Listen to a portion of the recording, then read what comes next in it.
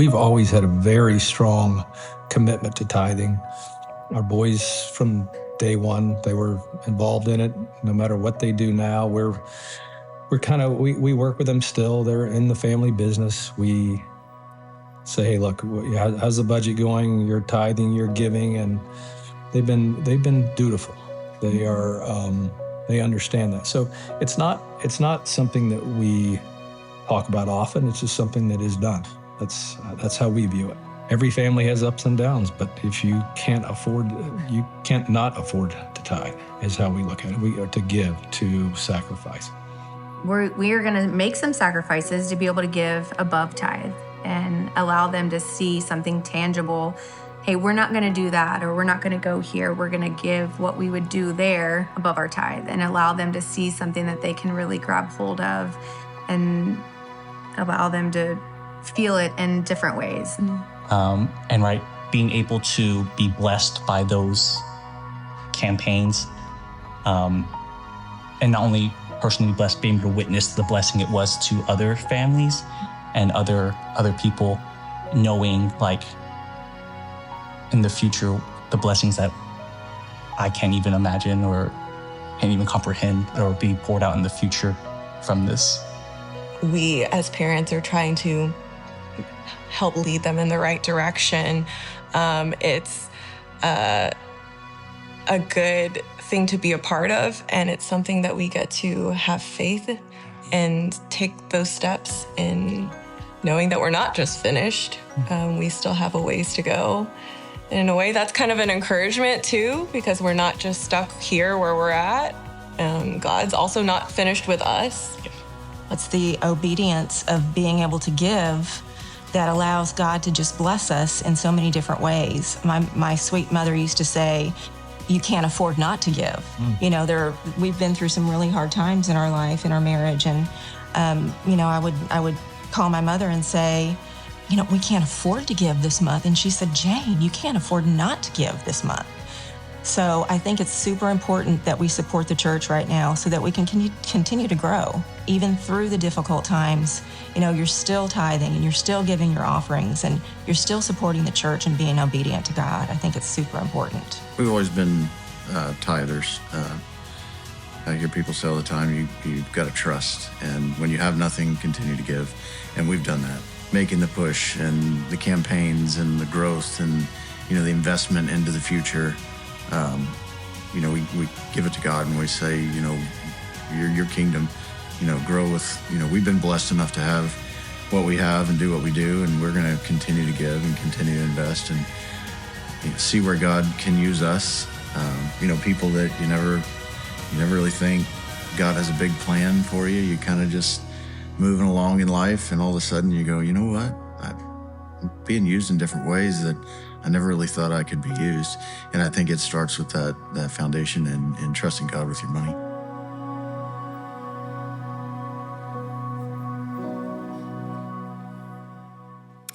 Pues sin duda alguna que vivimos en un tiempo muy especial de la vida de nuestra iglesia, como decía Henry en su predicación, no es cierto, perdón, en los anuncios, una broma.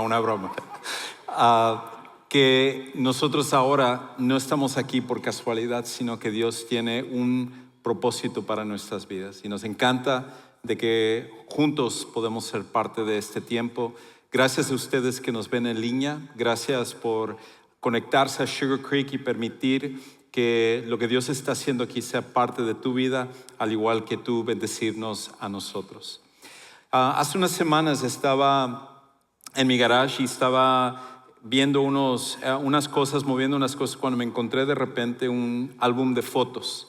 Y para los que son jóvenes, había un tiempo en el cual poníamos fotos en ciertos álbumes que son como libros.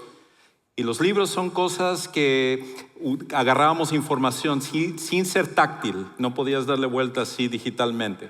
Y entonces, en esas fotos lo que me percaté es de cómo el tiempo pasa. De qué rápido las cosas pasan, porque pude ver, por ejemplo, a mis hijas en otra etapa de sus vidas cuando eran mucho más jóvenes. Pude ver a personas que hoy en día ya no están en este mundo. Y eso me hizo reflexionar un poquito acerca de cómo la vida está yendo mucho más rápido de lo que tú y yo anticipamos. Y de hecho, como alguien lo dijo en alguna ocasión, la vida es como cuando uno ve la tumba y uno ve el año en el cual uno nace, el año en el cual uno muere y hay un guión en medio. Y tú y yo estamos en el guión en este momento. Y aunque nosotros queremos preservar nuestra vida, queremos alargar nuestra vida, la realidad es de que no podemos alargar la vida en este mundo más allá de lo que Dios ha determinado, pero sí podemos alargar el impacto que podemos tener sobre otras personas. Y por eso parte de lo que es nuestro llamado es saber más allá de nosotros. Es entender que un día tú y yo seremos esas personas en las fotos de álbumes de otras personas y que ya no estaremos parte de este mundo, pero nuestro impacto y nuestra influencia podrá continuar aún más allá de lo que es nuestra corta vida en este mundo. Es por esa razón que no importa dónde estés, si tú eres un joven, estás acá y tú estás diciendo, pues yo soy joven, no tengo que preocuparme de estas cosas. Como vas a ver en un momento, todos tenemos que comenzar donde estamos y no dejar las cosas para un futuro que es incierto. Y la realidad es que no importa quiénes seamos, hay un principio que se aplica para todos nosotros y es esto, que la vida es demasiado corta para relegar lo que dejaremos atrás.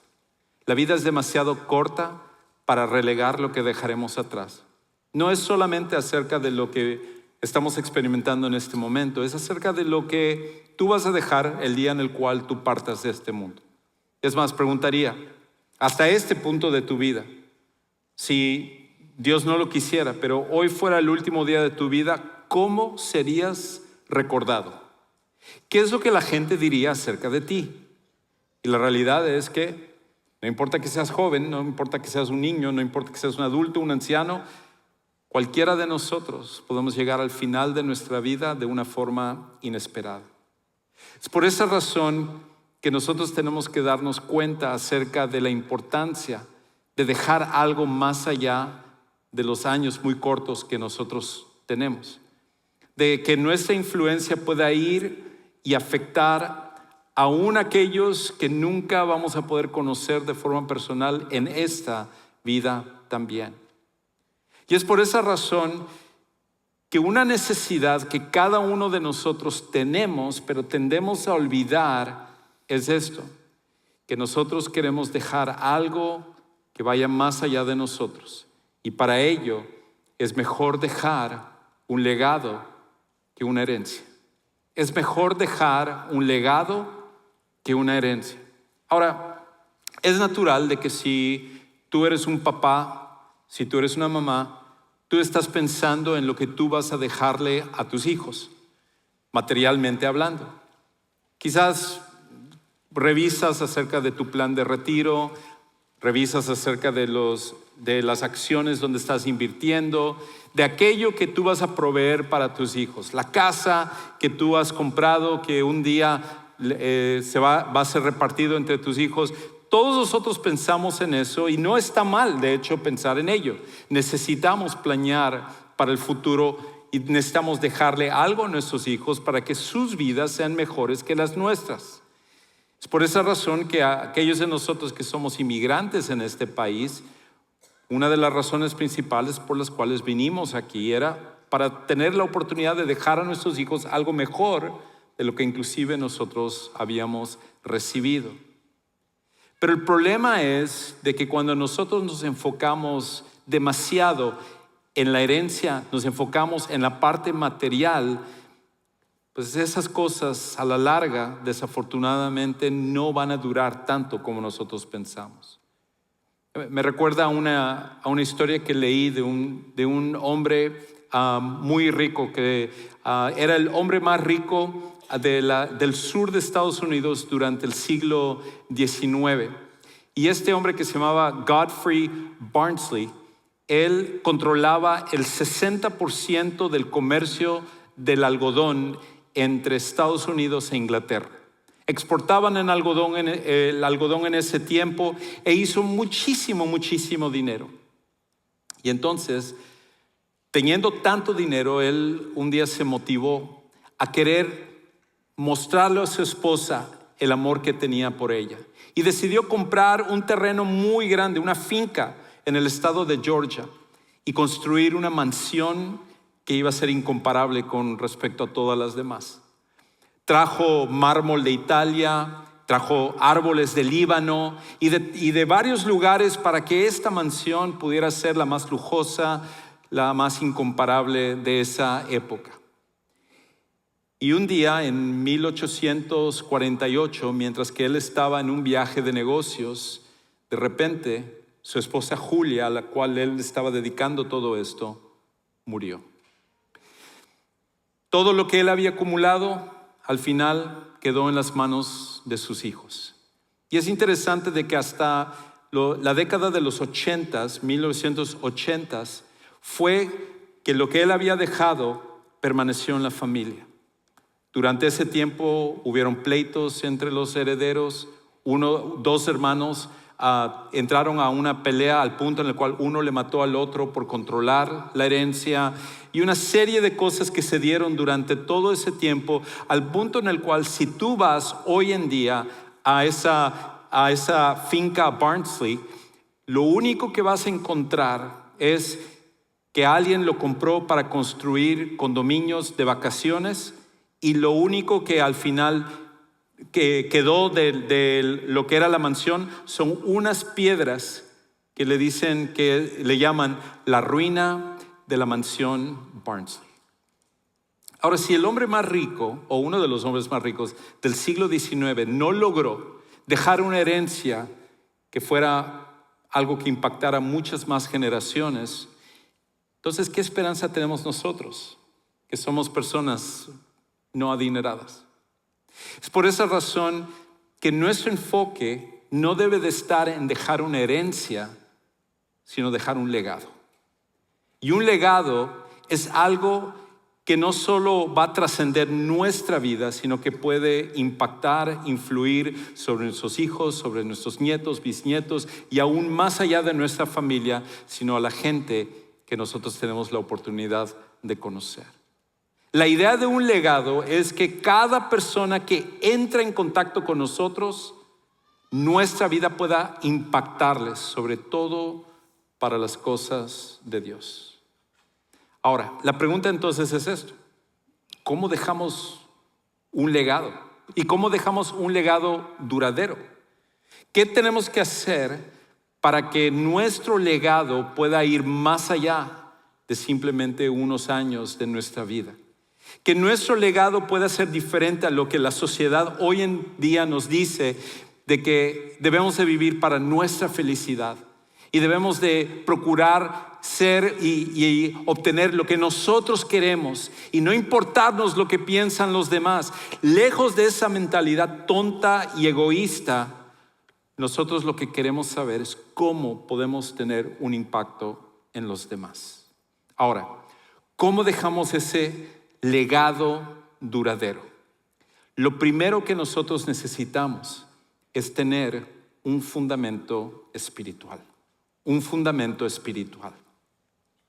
Ahora, hacia el final del reinado del rey David, considerado el rey más importante, más famoso de la historia de Israel, que había logrado más cosas. Si tú estás aquí hoy y a lo mejor has escuchado acerca de David, porque no eres alguien que realmente viene tanto a la iglesia, tú estás explorando esto del cristianismo, te acordarás por lo menos que David se hizo famoso cuando él enfrentó a Goliat y venció a Goliat.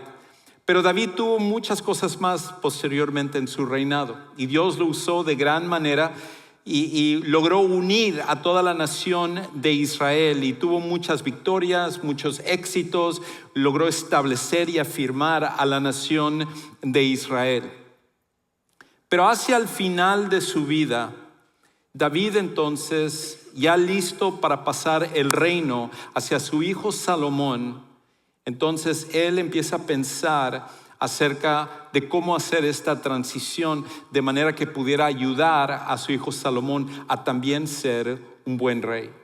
Y cuando esto sucedió, él reunió al pueblo de Israel delante de él para poder hablar a su hijo Salomón, pero también hablarles a ellos y en el proceso hablarnos a nosotros también acerca de qué tenemos que hacer para realmente dejar un legado que pueda perdurar, un legado que pueda ir más allá de simplemente nuestra vida. Y lo primero que él hace es hablar acerca de ese fundamento espiritual. Escucha cómo él lo dice en Primera de Crónicas, capítulo 28, versículos 8 y 9. Y te invito a que cuando tú tengas oportunidad leas todo el capítulo 28 y todo el capítulo 29, porque por cuestión de tiempo no tengo la oportunidad de entrar en detalle en cada cosa, pero estos dos capítulos son un reto para ti y para mí. Escucha cómo lo dice ahí en el versículo 8.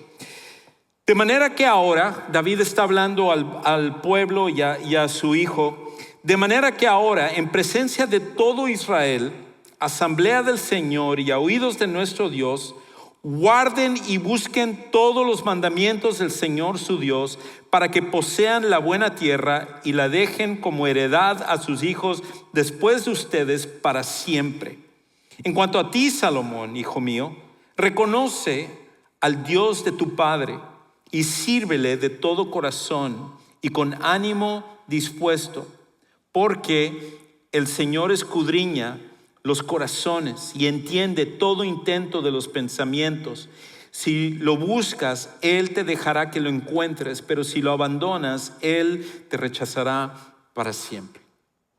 Lo primero que dice David, y de hecho en un pasaje anterior, él empieza a hacer como un recuento de cómo Dios había sido fiel en su vida, de que él, a pesar de que había sido un hombre imperfecto, un hombre que había fallado con un pecado tremendo, al punto en el cual había tomado a la mujer de otro hombre y luego había intervenido para que ese hombre muriera directamente. A pesar de ello y lo que pudo haber sido aún más la gloria de su reino y el esplendor del reino de David, Dios había restaurado a David y permitido que él siguiera reinando. Y David se decía, pues yo soy el más pequeño de la casa de mi padre. En nuestra cultura el primogénito es el que se le honra, pero yo era un don nadie. Y Dios le plació darme esta oportunidad de ser el rey. Yo no lo merezco, al final es por él. Y he visto que el éxito de mi reino y el éxito de mi vida es cuando yo estoy establecido firmemente en la voluntad de Dios. Así que él le recuerda al pueblo de Israel, les dice, es esa la manera en la cual tú estableces un legado. Sobre todas las cosas, ayuda a la siguiente generación para que ellos puedan amar a Dios, porque esa es la parte más importante. Padres, esa es nuestra tarea. Nuestra tarea es el de procurar ayudar a nuestros hijos a amar a Dios y que la fe no sea una que simplemente compartan con sus padres porque les obligamos a venir, sino que ellos aprendan a amar a Dios con esa misma pasión y que la fe que tienen en Cristo sea de ellos y no la de sus padres. Si tú estás acá y a lo mejor tú estás en otra etapa en tu vida porque no tienes a tus hijos, quizás no tuviste hijos, pero tienes a jóvenes a tu alrededor. Tienes otras personas que tú puedes ser un mentor, que tú puedes invertir tu vida. Porque todos al final jugamos un rol en dejar un legado.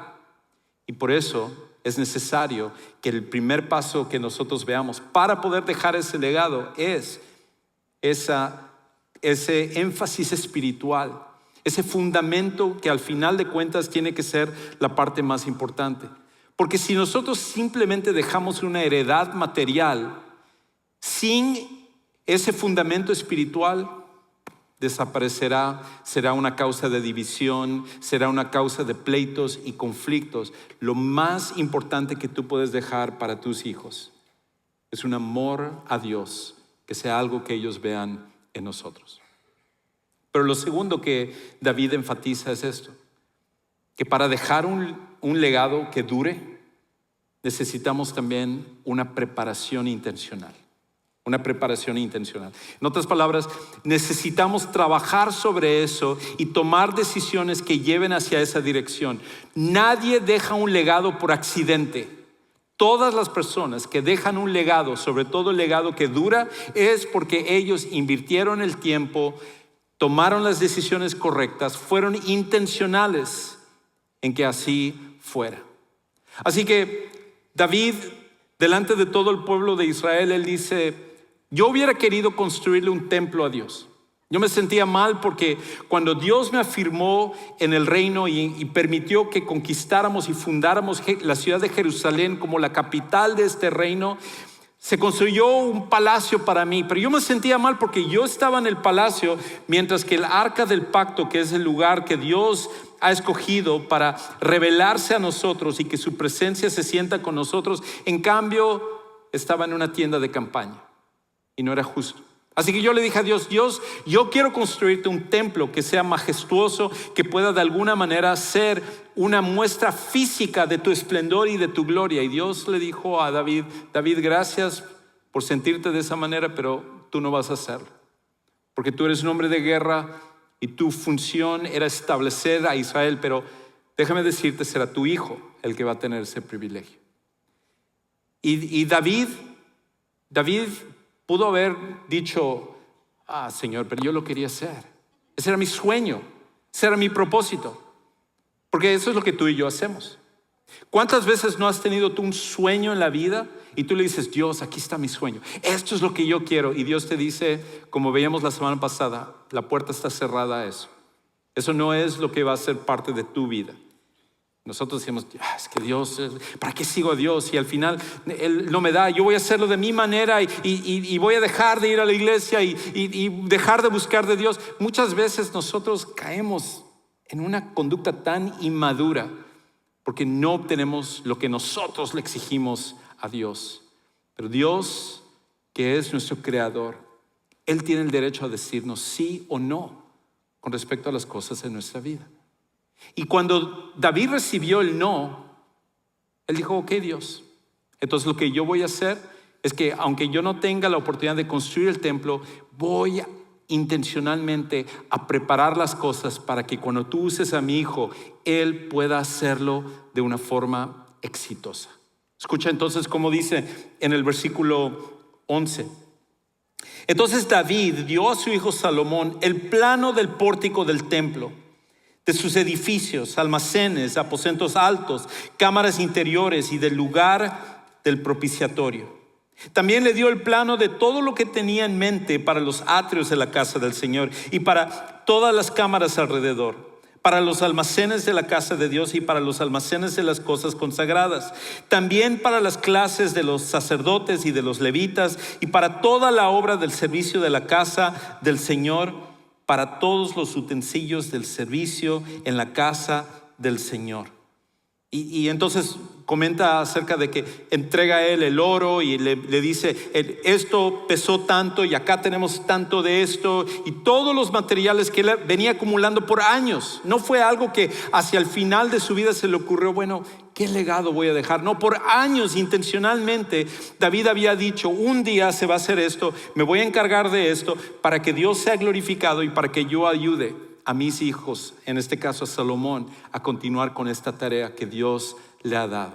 Y entonces él puede decir esto en el versículo 19: todo esto, dijo David, me fue trazado por la mano del Señor, haciéndome entender todos los detalles del diseño. Salomón, aquí está, te entrego todo lo que yo he preparado para que tú puedas llevar a cabo la tarea que Dios te ha dado. Algo así es lo que nosotros estamos llamados a hacer con nuestros hijos, con nuestros nietos, con aquellos que estamos invirtiendo en nuestra vida. En vez de pensar acerca de solamente nosotros, en vez de pensar acerca de mi felicidad, de mis deseos, de cómo las demás personas están aquí para ayudarme a mí, es cómo puedo yo marcar una diferencia para invertir en ellos y para que ellos puedan hacer la tarea que Dios les ha llamado. La cosa más importante que podemos hacer es constantemente, diariamente, tomar decisiones que puedan ser invertidas en ayudar a nuestros hijos, a las siguientes generaciones, a los jóvenes, aquellos que todavía no conocemos, pero a través de lo que estamos haciendo va a tener una influencia, un impacto en sus vidas en un futuro cercano. Lo tercero que necesitamos hacer para tener un legado duradero es enfocarnos en dar un ancla confiable. Necesitamos ayudar y enseñar a las personas a que tienen un ancla confiable. Ahora, hoy en día, el ancla confiable que se quiere tratar de dar es tú mismo, es tu educación, es el poder obtener cosas materiales, es buscar la belleza física o cualquiera de esas cosas, pero todo eso no puede ser un ancla, porque este es el problema. Tus hijos y las siguientes generaciones van a tener problemas, eso es inevitable. Todos nuestros hijos van a sufrir, van a pasar por las tormentas y aunque nosotros querramos y nos esforcemos, ellos van a pasar por sus tormentas tales como nosotros hemos pasado por las nuestras. Nuestra tarea no es prevenir que pasen por las tormentas, nuestra tarea es prepararles para las tormentas. Y la única manera de hacerlo es dándoles un ancla que es confiable. Escucha entonces cómo dice David en el versículo 20. Entonces David dijo a su hijo Salomón: esfuérzate, sé valiente y haz la obra. Este es un eco de lo que Dios ya le había dicho constantemente a Moisés, le había dicho a Josué, le había dicho a varias otras personas, porque tenemos el mismo problema. Cuando tenemos que dar un paso de fe, de confiar en Dios, siempre tenemos miedo. Es más fácil confiar en nosotros, es más fácil confiar en un amigo, es más fácil confiar en nuestros ahorros en el banco, es más fácil confiar en las cosas que nosotros tenemos en nuestras manos, pero es difícil dar un paso de fe y decir: Dios, voy a confiar en ti. Y lo que David le recuerda a Salomón: no tengas miedo de esto, no tengas temor. No temas ni te acobardes, porque el Señor Dios, mi Dios, en otras palabras, yo lo he visto, lo he experimentado. No te estoy hablando teóricamente. Mi Dios, porque yo lo he visto en mi experiencia personal, está contigo. Él no te fallará ni te abandonará hasta que toda la obra del servicio de la casa del Señor sea acabada. Nosotros queremos apuntar a nuestros hijos a que en su momento de debilidad, en su momento de angustia, en su momento de sufrimiento, en sus tormentas de la vida, siempre puedan regresar a un ancla que les va a sostener, no importa lo que ellos puedan estar pasando. Pero nosotros tenemos que mostrarles que estamos confiados en esa ancla también. Porque si nosotros nos angustiamos cada vez que pasamos por la tormenta, ellos entonces llegan a pensar: esa tormenta entonces lo único va a acabar con mi vida, porque no existe un ancla que me va a salvar cuando yo enfrente mis propios problemas. David entonces da una cuarta y última cosa que nosotros necesitamos para establecer un legado que pueda perdurar, y es una gratitud sacrificial. Una gratitud sacrificial. Una gratitud que se exprese de una manera que pueda inclusive sacrificarse por darle gracias a Dios. Yo creo que ese es uno de los problemas más grandes que tenemos con las generaciones que vienen, y nosotros como padres hemos fallado en esto. Que no les hemos enseñado a nuestros hijos a estar agradecidos. Estamos criando generaciones de jóvenes, generaciones de niños, que ellos creen que tienen el derecho a todas las cosas, en vez de entender que todo lo que tenemos es gracias a Dios. Y segundo, gracias al esfuerzo de sus padres, de sus abuelos, de sus bisabuelos y de aquellos que vinieron antes que ellos. Todos nosotros tenemos que estar agradecidos por lo que tenemos.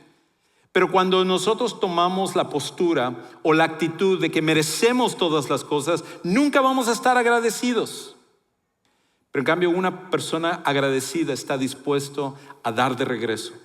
Está dispuesto inclusive a llegar al punto de sacrificarse con lo que tiene, porque al final entiende que eso no es la parte más importante de la vida, sino que es Dios lo más importante. Entonces escucha cómo en el versículo 2 David reta al pueblo de Israel para que pueda pensar de la manera correcta con respecto a esto.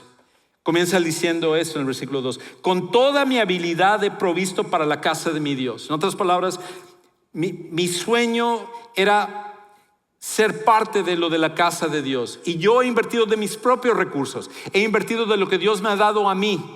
Y entonces él dice en el 5b: ¿quién pues está dispuesto a dar su ofrenda hoy al Señor? Entonces él reta al pueblo a que haga lo mismo, a que estén agradecidos con Dios por lo que Dios ha hecho en sus vidas. Y entonces él dice en el versículo 9: entonces el pueblo se alegró porque habían contribuido voluntariamente, porque de todo corazón hicieron su ofrenda al Señor. Y también el rey David se alegró en gran manera. Y David bendijo al Señor en presencia de toda la asamblea y dijo: bendito eres, oh Señor, Dios de Israel, nuestro Padre por los siglos de los siglos. Tuya es, oh Señor, la grandeza y el poder y la gloria y la victoria y la majestad en verdad. Todo lo que hay en los cielos y en la tierra, tuyo es el dominio, oh Señor, y te exaltas como soberano sobre todo. De ti proceden la riqueza y el honor. Tú reinas sobre todo, y en tu mano están el poder y la fortaleza, y en tu mano está engrandecer y fortalecer a todos.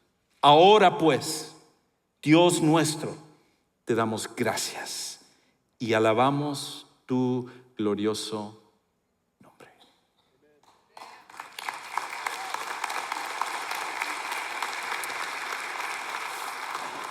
Para David esto no eran solo palabras.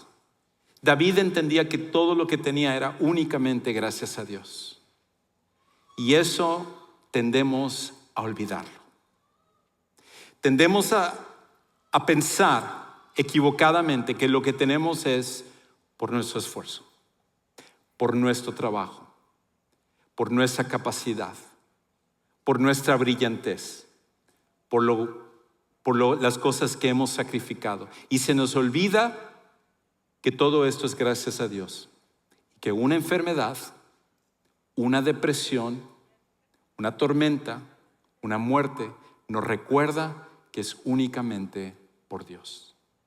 Por eso la gratitud tiene que ser parte de los seguidores de Jesús.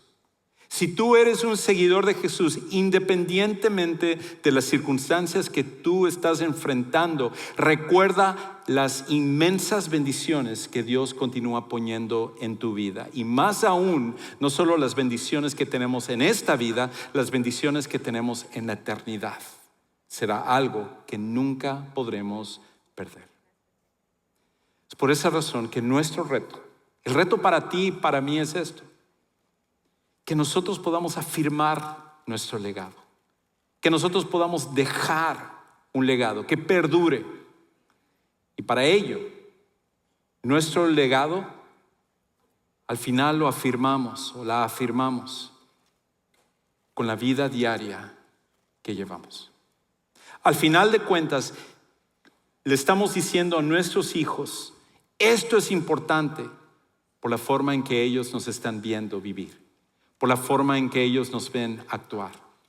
Que nuestro legado sea uno en el que al final de cuentas ellos puedan ver en nosotros que eso fue importante. Y que no dejemos simplemente algo material y no dejemos simplemente basura.